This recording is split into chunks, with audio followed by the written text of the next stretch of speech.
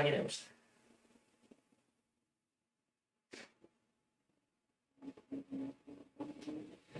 자, 시작할게요. 통화 정책에 대해서 이야기한대요. 통화라고 하면 전화 통화 아니에요. 죄송합니다. 시중에 돈 돌아다니는 거예요. 그렇게 웃어줘서 감사해요. 윗글에 사용된 설명 방식으로 해당하지 않는 것들. 뭐예요? 내용 전개 방식 물어보죠. 요즘은 이렇게 내용 전개 방식 해당하지 않는 것은 별로 없는데 1번 어쩌고저쩌고 유형별로 나누고 있다. 분류. 통화 정책에서 선제적 필요성을 예를 들어서 설명하고 있다. 예시. 어떠한 과정을 인과적으로 설명하고 있다. 대놓고 인과. 주요 용어의 정의를 바탕으로 정의 개념 설명해 준대요. 통화 정책의 신뢰성 확보를 위해 준칙이 지켜야 하는 두 견해의 차이를 드러내고 있다. 대조. 이렇게 확인해 놓으시면 되겠지. 11번 문제. 윗글을 바탕으로 보기를 이해할 때 경제학자 병이 제안하는 내용으로 가장 적절한 것은 역시 윗글을 바탕으로 오기 때문에 지금 읽어봐야 크게 도움이 되지 않을 겁니다. 다음 12번 문제 보러 갈게요.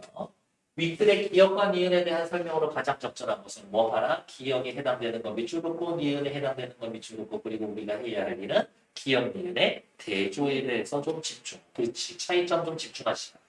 역시 어휘 문제가 있고요. 어휘 문제가 있다는 건 이제 마지막 문제겠지. 앞으로 넘어가서 본문 확인하러 갈게요. 통화 정책은 시장에 돈이 얼마나 돌아다니게 할 건지 정책은 중앙은행이 물가 안정과 같은 경제적 목적을 달성하기 위해 이자율이나 통화량을 조절하는 것이다. 통화 정책의 개념을 설명해 줬죠. 정의 대표적인 통화정책 수단인 공개시장 운영은 공개시장 운영 작은 따옴표로 묶여 있잖아요. 중앙은행이 민간금융기관을 상대로 채권을 매매해서 금융시장의 이자율을 정책적으로 결정한 기준금리 수준으로 접근시키는 것이다. 공개시장 운영은 중앙은행이 채권을 매매해서 이자율을 결정한 기준금리 수준으로 이자율을 비슷하게 맞추는 것이다. 그러니까 이자율을 낮추려고 할 수도 있고 높이려고 할 수도 있겠지. 중앙은행이 채권을 매도하면 자 보세요. 경제에서 뭐 하면 뭐 하고 뭐뭐에 따라 뭐뭐가 결정이 된다. 무조건 중요한 거야. 왜? 인과관계를 띠고 있는 거니까. 채권을 매수하면 이자율이 하락을 하고 채권을 매도하면 이자율이 상승. 왜 그럴까? 자, 볼게요. 채권을 매수한다라는 이야기는 뭐예요? 시장에 뿌려져 있는 채권을 돈 주고 내가 다시 걷어들이는 거야. 그럼 시장에 돈이 많이 풀려서 돈이 많이 돌아다니겠죠? 비싼 이자 주고 돈 빌리려고 할까? 어차피 돈이 넘쳐나는데 이자율이 하락하지. 채권을 매도한다라는 이야기는 채권을 판단 이야기지. 채권 던져주고 니들 돈 내가 가져오는 거잖아요. 시중에 돈이 적게 돌아다니지. 급한 돈 빌리려는 사람들은 어떻게? 이자율이 높아도 돈 빌려야 되겠죠. 그러니까 이자율이 상승. 이자율이 하락을 하면 소비와 투자가 확대되고 경기가 활성화되고 물가 상승률이 오르고 이건 좀 다르게 표시할 것. 채권을 매도하면 이자율이 상승. 이자율이 상승을 하면 경기가 위축되고 물가 상승률이 떨어지게 됩니다. 이와 같이 공개시장 운영의 영향은 경제 전반에 파급이 됩니다. 우리 은행에서 해주는 그 이자율 0.1, 0.2% 오르고 내리고가 그게 엄청 큰 영향을 주고 있는 거예요. 사실. 통화정책의 개념과 대표적 통화정책 수단이 무엇? 공개시장 운영.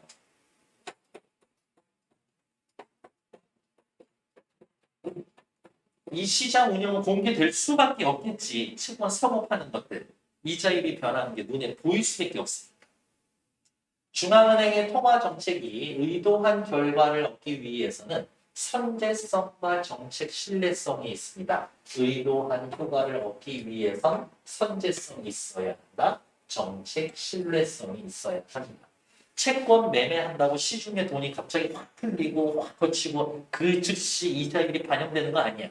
미리미리 2달, 3달 걸릴 거라고 예상하고 이자율 높여놓고 낮춰놓고 채권 매매하고 매수하고 그게 필요하다. 첫 번째, 통화 정책이 선제적이다라는 건 중앙은행이 경제 변동을 예측해서 미리 대처하는 겁니다. 지금 물가가 너무 오르고 있어. 근데 어떻게 해야 돼? 돌아다니는 돈을 줄여야 돼. 그러니까 채권을 어떻게 매수해야지. 그렇죠? 기준금리를 결정하고 공개시장 운영을 실시하여 그 효과가 실제로 나타날 때까지 시차가 발생하는데 그것을 정책 외부 시차라고 하고 이것 때문에 선제성이 문제가 됐다. 미리미리 해야 돼. 예를 들어 중앙은행이 경기 침체 국면에 들어서서 금리를 인하한다면 늦었어. 정책 외부 시차로 인해 경제가 스스로 침체 국면에 벗어난 다음에 정책 효과가 발현될 수가 있다. 그럼 어떻게 해? 이렇게 경기가 꼬라박고 있는 상태에서 돈을 풀었어. 돈을 푸는 효과가 나타나기 전에 지가 알아서 올라가고 있거든? 근데 이미 또 돈이 풀려져 있지. 예상보다 과열하게 된다고. 경기 과열과 같은 부작용이 수반될 수가 있다. 따라서 중앙은행은 통화 정책을 선제적으로 운영하는 것이 필요하다. 통화 정책이 효과적이기 위한 조건 뭐라고? 선제성. 미리미리 예측을 해놓고 대응하는 선제성. 다음, 통화 정책이 민간의 신뢰 없이는 성공을 거둘 수가 없습니다. 그래서 중앙은행의 정책은 신뢰성이 손상되지 않게 너네 채권 매도할 거야? 이자율 높일 생각이야? 이자율 낮출 생각이야? 알았어. 내가 그거 믿고 경제활동 할 거야. 라고 했는데 정부를 믿을 수가 없어. 그러면은 말장구 아니지. 어떻게 통화정책이 민간의 신뢰를 얻을 수 있는지에 대해서는 견해의 차이가 있습니다. 경제학자 프리드먼은 중앙은행이 측정한 정책 목표나 운영 방식을 준칙으로 삼아 민간에게 약속하고 규칙을 만들어 놓은 다음에 약속하고 어떤 상황에서도 이를 지키는 준칙주의를 들었습니다. 물가 상승률 목표치를 민간에게 약속했다고 합시다. 이 약속을 신뢰하면 불안 심리가 진정이 돼. 물가가 안정되고 나면 중앙은행으로서는 경기를 부양해보는 것도 고려할 수가 있지. 문제는 비일관성을 인지하면 이렇게 낮춰져 있는데 조금 높였다고 또 다시 낮출 거래. 낮췄다고 또 다시 높일 거래. 뭐 이렇게 자주 왔다 갔다 하면서 3개월마다 바꿔? 그러면 못 믿지. 비일관성을 인지하면 중앙은행에 대한 신뢰가 훼손된다. 준칙주의자들은 이런 경우 애초에 약속을 일관되게 지키는 편이 낫다고 주장한다. 세 번째다. 정책 신뢰성에 대한 견해. 누구? 프리드만. 무엇이 필요하다? 정책에 대한 일관성이 필요하다. 일관성이 있으면 신뢰성이 생깁니다. 그 다음, 그러나 민간이 사후적인 결과만으로 중앙은행이 준칙을 지키려 했는지 안 했는지는 판단하기 어렵고 준칙을 지킬 걸 강제할 수 없는 것도 사실이다. 이 준칙주의와 대비되는 재량주의입니다. 경제 여건 변화에 따른 신축적인 정책 대응을 지지하며 상황에 맞게 빨리빨리 바꿔. 준칙주의의 엄격한 실천은 현실적으로 어렵다고 본다. 준칙주의가 최선이니까 예상보다 큰 경제 변동이 있으면 사전에 정해둔 규칙이 장애물이 될 수가 있지. 신뢰성은 중요하지만 반드시 준칙에 얽매일 필요는 없다는 거다. 그래서 여기 아까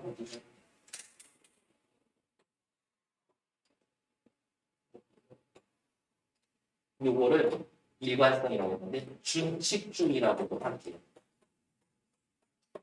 그리고 여기에 오는 건 상황에 맞게 해야지. 재량주의. 그렇게 대답해줘서 너무 감사한 거 아니에요, 지금?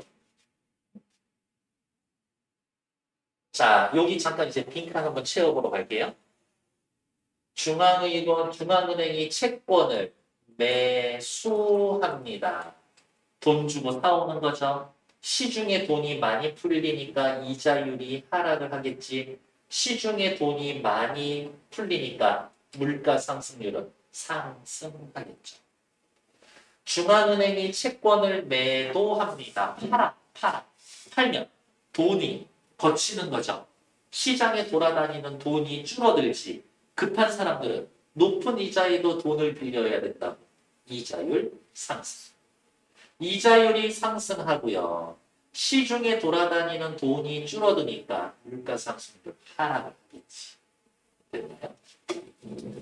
선제성과 정책 신뢰성. 선제성은 무엇을 고려하여 선제적으로 정책을 시행해야 합니까? 이거 시차가 있다라고 그랬거든요. 그 시차의 이름이 있었는데 정책 외부 시차.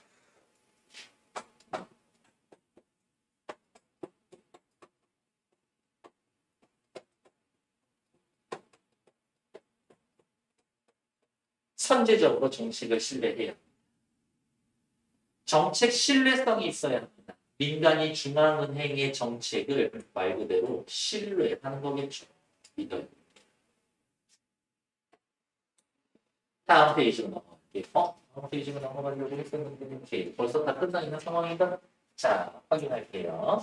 10번부터 차근히 살펴봅시다. 1.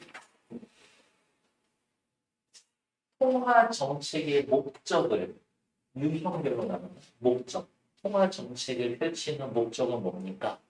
나눠놓은 게 없어. 선제적 대응이 필요합니다. 예를 들어서 아까 있었죠. 내려가고 있어서 올리려고 했는데 지 힘으로 올라왔지만 어떻게 거기다 플러스 되면 경기가 과열될 수 있습니다. 라고 예를 드는 거 있었고요. 공개시장 운영하면 이 영향이 경제 전반에 미칩니다. 뭐 하면 뭐 하고 뭐 하면 뭐 하고 순서대로 나와 있었죠. 인과 있었고요. 관련된 용어의 정의를 바탕으로 첫 번째 단락에도 있었고 시차에 대한 이야기도 있었죠. 통화정책의 신뢰성 확보를 위해 준칙을 지켜야 하는가? 두 견해 차이. 그렇죠. 답은 1번. 경제학자 병이 제안한 내용으로 가장 적절한 것은 여기 쉬움제 아니네요. 어떤 가상경제에서 2020년 1월 1일부터 9월 30일까지 3개 분기 동안 중앙은행 기준금리가 4%로 유지되는 가운데 이것이 진짜 엄청 높은데 다양한 물가 변동 요인의 영향으로 물가 상승률은 아래와 나타난다. 물가 변동 요인은 서로 관계가 없다. 이야기합니다. 1월 1일부터 3월 2일 1분기는 2%, 2분기에는 3%, 3분기에는 3% 물가가 상승할 거라고 예상해요. 경제학자 병은 1월 1일 이 표의 내용을 예측할 수 있었고 안정을 위해서 매 분기 2%로 유지해야 한다라고 주장했다. 그럼 자 봅시다. 여기 볼게요. 이거 냅두면 돼. 얘 끌어내려요. 얘도 끌어내려요. 그렇죠? 이자율을 끌어내리려면 어떻게? 시중에 돈을 많이 풀어 아니면 풀린 돈 걷어와. 이자율을 낮추려면 시장에 돈이 많이 돌아다녀야 되지. 그렇죠? 이를 위해선 다음 상황에 선제 통화 정책을 제안했으나 받아들여지지 않았습니다. 돈을 풉시다. 이거야. 그럼 채권은 어떻게 하자고? 매수해야 된다. 그렇죠? 채권을 매수해야 돼. 그래야 돈이 풀리니까. 기준금리가 4%에서 1.5%포인트 변화하면 물가 상승률은 위표의 각 분기값을 기준으로 1% 줄어들고 기준금리 조정과 공개시장 운영은 1월 1일과 4월 1일에 수행됩니다. 1월 1일에 수행된 거 언제? 외부 시차는 1개 분기. 그럼 1월 1일 날 조정을 하면 2분기에 영향을 주는 거야. 4월 1일에 하면 3개월 지나서 3분기에 영향을 주는 거지. 기준금리 조정에 따른 물가 상승률 변동 효과는 1개 분기 동안 지속이 됩니다. 1월 1일 날 어쩌고 하면 2분기 3개월 동안 그게 유지가 되고 4월 1일 날 액션을 취하면 3분기 3개월 동안 그게 지속이 될 거예요. 됐을까? 못 찾는 거였어. 가장 적절한 것을. 그러니까 어떻게 2분기하고 3분기 거를 물가 상승률을 낮출 거야. 그쵸? 2분기 거 낮추려면 어떻게 해야 돼? 1월 1일 날 액션 취해야 돼. 그쵸? 3분기 거 낮추려면 4월 1일 날 어떻게 액션을 취해야 돼. 그쵸? 근데 여기에서 액션을 취해서 1% 낮춰놓을 거야. 그러면 그 상태를 계속 유지하면 되지 않을까? 여기에서 또 낮추는 게 아니라. 그게 포인트예요. 됐나요? 그 얘기 찾으시면 됩니다. 그 얘기에 해당되는 게 5번. 이거는 답을 보고 찾으러 볼게요. 시중에 돌아다니는 돈 줄여야 되죠. 그치? 이자율을 높여 낮춰. 자, 여기 천천히 볼게요. 물가 상승률을 낮출 거야. 물가 상승률을 이렇게 여기다가 쓸게요. 물가 상승률을 낮출 거야. 그러면 시중에 돈이 많이 돌아다녀야 돼, 적게 돌아다녀야 돼. 그렇지. 돈이 적게 돌아다녀야 돼. 돈이 적게 돌아다니게 하려면 이자율을 높여 낮춰. 높여야지. 그래야 사람들이 돈 안 쓰고 은행에다가 때려 넣어놓을 거니까. 그러니까 이 사람이 해야 할 일은 뭐야? 여기에서 이자율을 높여야 돼. 그렇죠? 높여놓은 걸 여기에서 유지하면 돼. 얼마나? 1% 낮추면 되지. 1% 낮추기 위해선 기준금리가 4에서 1.5%포인트만큼 변하면. 그러니까 이 기준금리 4%에서 1.5%포인트 높인 5.5%로 높여놓고 여기에서도 5.5%로 유지하면 되겠죠. 그 얘기. 1월 1일 5.5로 인상해놓고 4월 1일에도 계속 5.5로 유지해놓습니다. 맞는 얘기죠. 답은 5번. 괜찮나요? 다음. 기업 니은에 대한 설명으로 적절한 것을. 기업은 뭐예요? 무슨 주의 같은데? 그렇죠. 준칙주의랑 재량주의.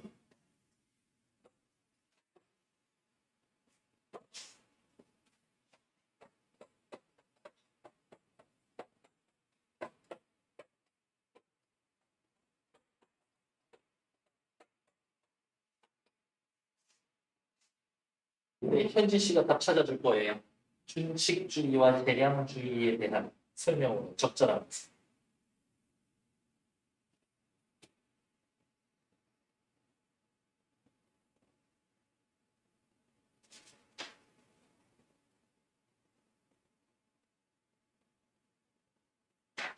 기업. 원칙 정해놨으면 지켜. 문제가 생겨. 니은. 원칙을 꼭 지킨다라고만 해서 좋은 결과 나타나는 것은 아닌데 상황이 바뀌면 적응해서 바꿔도 괜찮아. 무조건 지켜. 상황 봐가면서 바꿔. 맞는 거죠.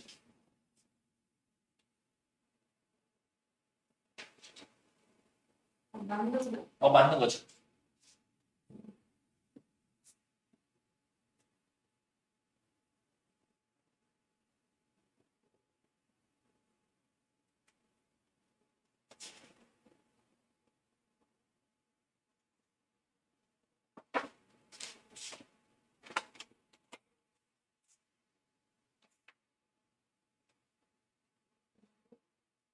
1번.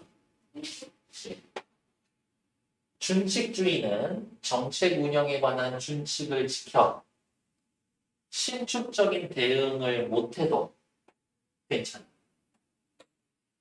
준칙을 지키는 게 더 중요해. 이 얘기죠. 2번은 왜 틀렸나 볼게요. 재량주의에서는 중앙은행이 스스로 정한 준칙을 지키는 건 얼마든지 가능하다고 본다라기보다는 어떻게 스스로 정한 준칙을 어떻게 바꾸는 것도 얼마든지 가능하다. 준칙이라고 세워놔도 괜찮아. 지키려면 지켜. 문제 안 생기면. 근데 문제가 생기면 바꿔. 충분히 얘기할 수 있는 애들이죠. 그래서 2번보다 1번이 더 좋은 거예요. 서연이야 13번의 단어 뜻 틀린 거 누구예요? 그렇죠. 5번이죠. 장남인 그가 늙으신 부모와 어린 동생들을 부양한다. 여기서의 부양은 쉬운 말로 쓰면 그냥 먹여 살린다잖아요. 근데 앞에 나온 경기 부양은 침체된 거를 활성화시킨다. 그거니까 먹여 살린다. 상관이 없죠. 답은 5. 다음 페이지 확인할게요. 얘도 지문 설명만 드리고 문제는 풀 수 있도록 확인해 드릴게요. 그리고 조금만 쉬었다 갑시다. 여기까지 해놓은 다음에.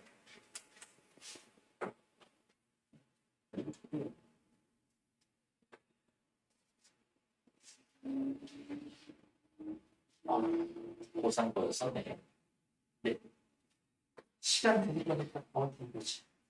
딱 1분만 드릴 거예요. 14에서 18번. 문제 지금 빠르게 눈으로 스캔해 주세요. 1분 이상만 올라갑니다.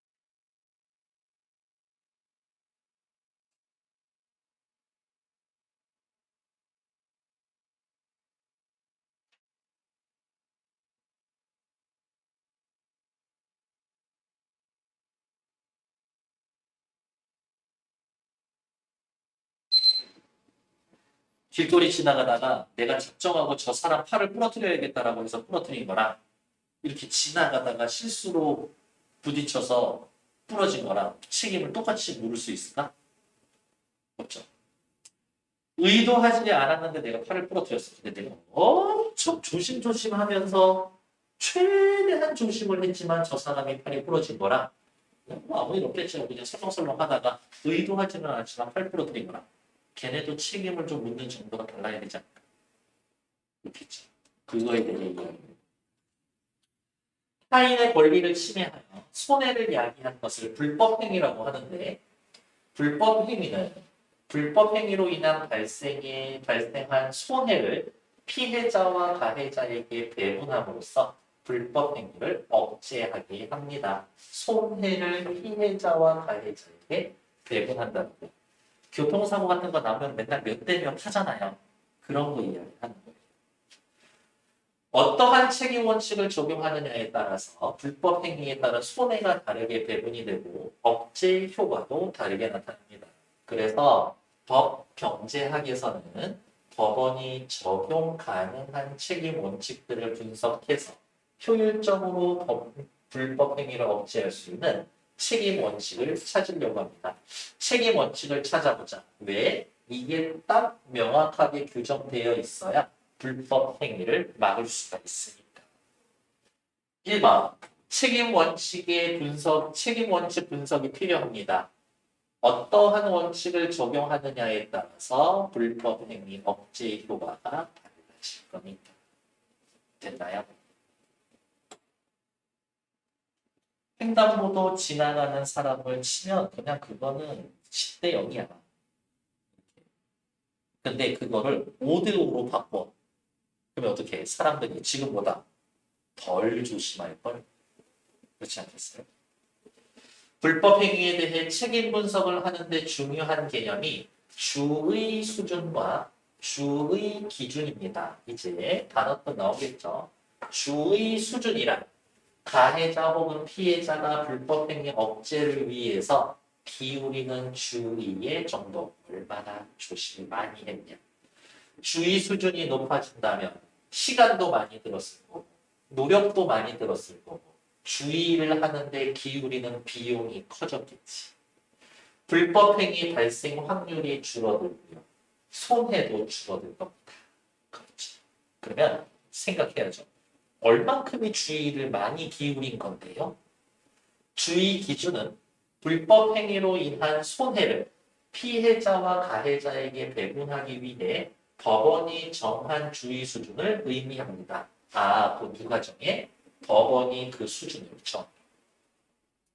그래서 맨날 판결로 보면 상당한 주의를 요했으나 그만큼 기울이지 않았기 때문에 일반적으로 불법행위 억제를 위한 주의 비용과 불법행위로 인한 손해의 합이 최소화되는 지점이 주의 비용 더하기 손해의 합이 최소가 되는 지점이 사회적 효율성이 발생되는 최적의 주의 수준이다. 사고가 안 나. 사고가 안 나기 위해서 기울인 나의 노력을 환산해 봤더니 그게 10억이야. 그때 내가 얘 그냥 이렇게 해가지고 피해를 줘서 어떻게 손해배상해줘도 한 3억이면 끝나. 그럼 되게 비효율적인 거 아니야? 불법 행위를 효율적으로 억제할 수 있는 주의 수준이므로 이것을 주의 기준으로 정한다. 이를 바탕으로 불법 행위에 대한 책임 원칙의 효율성을 분석해보면 다음과 같다. 이제 다음 이어질 내용은 뭐예요? 불법 행위에 대한 책임 원칙의 효율성. 요게 세 번째 단락부터 이어질 내용이겠지. 앞으로 와서 볼까요? 책임 원칙 분석의 주요 개념, 주의 수준과 주의 기준. 무엇의 책임 여부만 고려하는 책임 원칙들.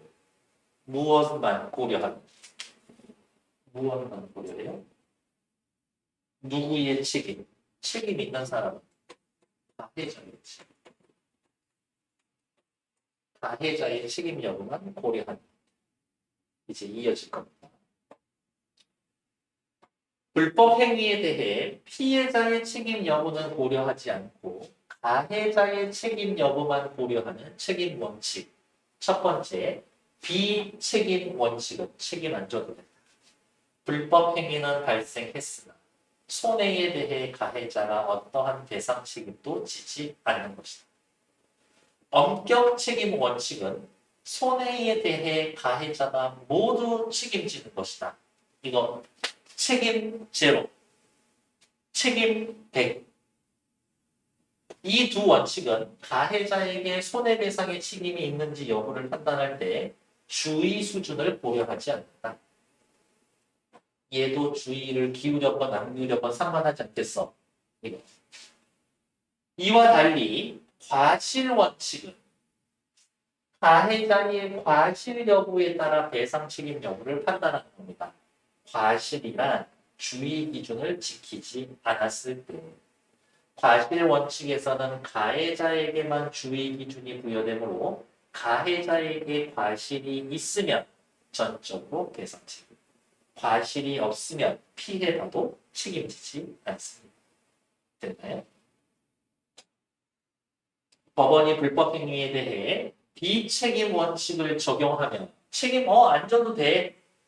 가해자에게 책임이 없어. 그러면 8 부러진 건 난데 피해자가 모든 손해를 부담하니까 비책임 하에서는 가해자의 수준이 주의 수준이 매우 낮아집니다. 조심 안 해도 돼. 왜? 조심하든 안 하든 나는 책임 안 지니까 당연히 조심 안 하지. 그러므로 이 원칙은 불법 행위 억제에 효율적이라고 할 수가 없습니다. 비책임 원칙은 어떻게? 굉장히 효율적이지 않다. 반면 엄격 책임 원칙을 적용하면 가해자가 100% 다 배상해야 되니까 주의 수준은 높아지지. 가해자의 주의 수준은 불법 행위를 억제를 위한 주의 비용과 손해의 합이 최소화되는 지점, 즉 사회적 효율성이 발생되는 최적의 수준으로 유도가 됩니다. 주의 비용 더하기 손해의 합이 최소가 되는 지점으로 유도됩니다. 법원이 과실 원칙을 적용하면 너 손해배상해야 될지 안 할지 내가 판단해 줄게. 얼마나 주의를 기울였냐 그 주의 정도를 적용을 하면 가해자는 손해배상에서의 책임에서 벗어나기 위해 법원이 정해놓은 주의 수준을 지키려고 합니다. 결국 엄격 책임 원칙, 다 책임져라. 과실 책임 원칙, 주의를 일정 수준 지켜라. 불법 행위를 억제할 수 있는 책임 원칙이 됩니다. 엄격 책임 원칙, 과실 책임 원칙은 어떻게 책임 원칙이 됩니다. 주의를 기울여서 최소한으로 손해만 발생하게 할 거예요. 근데 피해자라고 100% 피해자 있을 수도 있겠지. 근데 피해자 지도 잘못했을 수 있잖아요.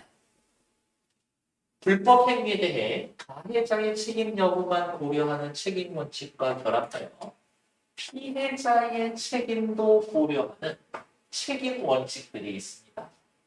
기여 과실은 법원이 피해자에게 주의 기준을 부여하고 이를 지키지 않은 것을 피해자의 과실로 정의하며 피해자의 과실을 가해자의 손해배상 책임에서 벗어나게 하는 항변수단으로 사용하게 합니다. 내가 가해자지만 제가 피해자예요. 하지만 쟤도 전혀 조심하지 않았는데요. 라고 하면 걔한테도 책임을 일정으로 준다는 거지. 과실 원칙에 기여 과실이 결합할 경우 과실 원칙이 먼저 적용이 되기 때문에 가해자에게 과실이 있으면 손해를 전적으로 배상해야 돼. 근데 항변이 인정되면 아닌데요. 제 팔 부러졌지만 쟤도 잘못했는데요. 가 받아들여지면 피해자의 과실이 입증되면 가해자에게 과실이 있더라도 배상 책임을 벗어나게 되고 피해자가 전부 다 책임을 져야 된다. 가해자에게만 최적의 주의 수준이 요구되는 과실 원칙에 기여 과실이 결합이 되면 과실 원칙 더하기 기여 과실이 되면 피해자에게도 최적의 주의 수준이 요구된다는 점에서 기여 과실은 불법 행위를 효율적으로 억제할 수가 있다. 너 피해자라고 100%다 보상해 주는 거 아니야. 너도 나름 조심해야 돼. 라고 얘기해 주는 거지. 다음으로 비교 과실을 기본으로 과실 원칙을 적용하되 피해자에게도 주의 기준을 부여한다는 특징이 있습니다. 비교 과실은 과실 원칙을 적용하지만 피해자에게도 주의 기준을 부여해 줍니다. 가해자에게 과실이 없으면 책임 배상이 없고 가해자에게 과실이 있고 피해자에게 과실이 없으면 가해자에게 배상 책임입니다. 피해자, 가해자 모두 과실이 있다면 비례해서 책임집니다. 그러려면 어떻게? 가해자 최대한 덜 물어주려면 주의를 많이 기울이겠지. 최대한 많이 보상받아야겠다라고 생각하면 피해를 입을 사람도 최대한 주의를 많이 기울이고 있겠지. 비교 과실은 양측의 과실이 있다 하더라도 과실이 큰 쪽이 더 많은 손해를 부담해야 하니까 조금이라도 더 높은 주의 수준으로 이끌 수 있습니다. 비교 과실은 불법 행위를 효율적으로 억제하는 책임이라고 할 수 있습니다. 기여 과실 원칙 하에서는 피해자의 과실이 가해자의 과실보다 작아도 가해자가 항변을 통해 책임을 벗어날 수 있다는 것과 구별이 됐나요? 앞부분으로 넘어와서 이제 비판 있는 거 한번 채워보려 할게요. 가해자의 책임 여부만 고려한 책임 원칙도 있고요. 그 다음에 또 무엇도 피해자의 책임 여부도 고려하는 책임 원칙도 기여 원칙, 비교 원칙 이러한 것들이 있습니다. 용어가 엄청 많이 나오기 때문에 그 용어들을 굳이 외우려고 하실 필요는 없어요. 문제 보면서 어디에 뭐가 있었지 정도만 확인하면 되는 겁니다. 주의 수준, 주의 기준 이렇게 나와 있죠. 가해자나 피해자가 불법 행위의 억제를 위해 기울이는 무엇에 주의의 정도를 주의 수준이라고 하고 불법 행위로 인한 손해를 가해자와 피해자에게 배분하기 위해 법원이 정해놓은 것을 법원이 정한 주의 수준이죠.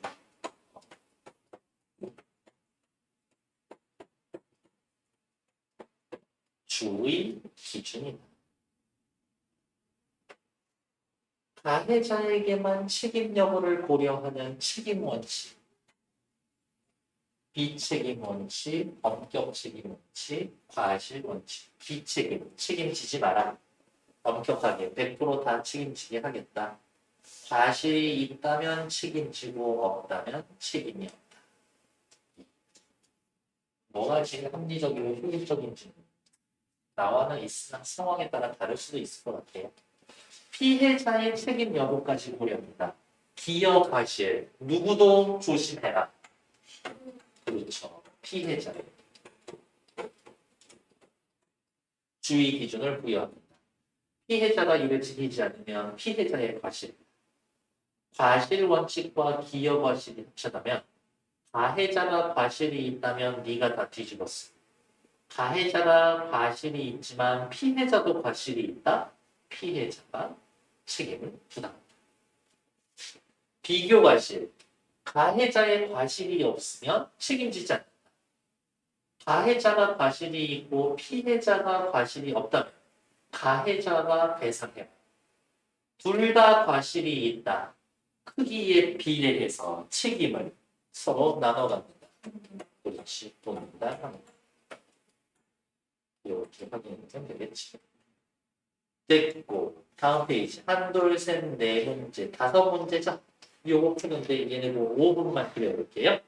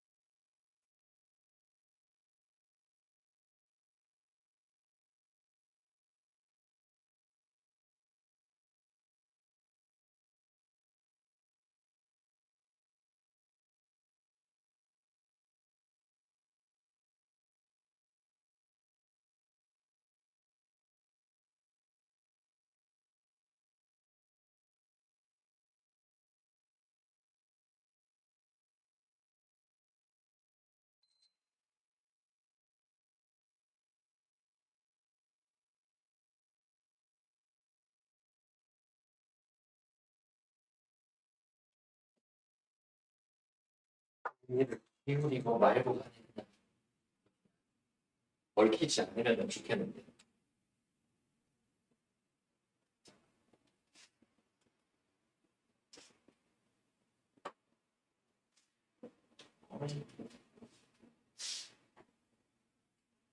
언급되지 않은 것. 비교 과실의 한글. 없죠? 당연히 1번. 뭐 없는데 어떻게 설명할 수 없을 것 같은데?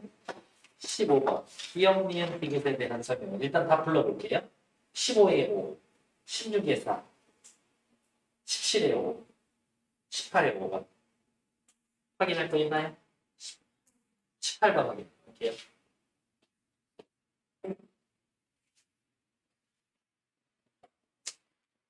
A는 뭐예요? 피해자는 주의를 기울였어. 하지만 가해자가 주의를 기울이지 않았지. A의 경우 가해자는 X 스타 저것을 지키지 않았고 피해자는 Y 스타를 지켰으니까 비교 과실을 적용하면 가해자에게 배상 책임이다. 가해자 책임져야지. 그렇죠? B의 경우는 뭔데? 둘 다 지켰어. 그렇죠? 과실 원칙을 적용하면 가해자에게 배상 책임이 없다. 그렇지. 가해자에게 과실이 없으니까. 3번. C의 경우 둘 다 지키지 않았네. 가해자도 안 지켰고 피해자도 안 지켰어. 과실 원칙에 기여과실이 결합된 원칙을 적용해서 가해자의 항변이 인정이 되면 피해자가 독박 써야 돼. 3번 괜찮지. 4번. A와 C의 경우는 뭔데? 가해자가 지키지 않았어. 가해자가 지키지 않았으니까 과실 원칙을 적용하면 잘못한 놈이 책임져라. 가해자에게 배상 책임입니다. 맞지? 답은 5번이겠네요. B와 D의 경우는 B와 D는 가해자가 둘 다 지켰어. 비교 과실을 적용을 하면 피해자와 가해자가 과실에 비례해 손해에 대한 책임을 진다? 아니요. 어디? 피해자가 지키지 않아요. 요 D든 피해자가 다 독박 써야 돼. 그렇죠? 왜? 가해자는 충분히 주의를 했으니까. 답은 5번. 다음 페이지. 과학기술 지문 들어가야 되겠네요. 10분만 쉬었다 갈게요.